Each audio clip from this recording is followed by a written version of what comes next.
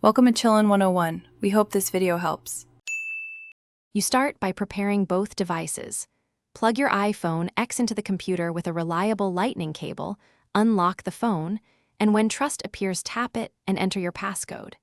Make sure iTunes is installed on Windows or you're ready to use Finder on Mac OS Catalina or later. This ensures the system recognizes the device.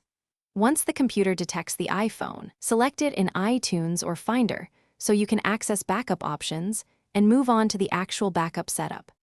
You now choose exactly what to save. In iTunes or Finder, pick backup to this computer for a full local copy. This ensures faster restores and no iCloud space use. Make sure to check Encrypt Local Backup if you want saved passwords, Wi-Fi settings, and health data. Remember your encryption password. Then click Backup Now. Watch the progress indicator and keep the phone connected. The app will show status and estimated time, so let the process finish before disconnecting to avoid incomplete backups.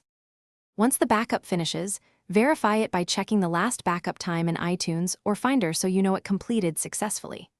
If you keep local backups long-term, copy the backup folder to an external drive and keep it encrypted for safety.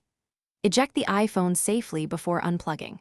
If something goes wrong, like the backup failing, first update iOS and iTunes/Finder, try a different certified cable or USB port, and restart both devices. Often that clears connection or permission issues and lets you retry.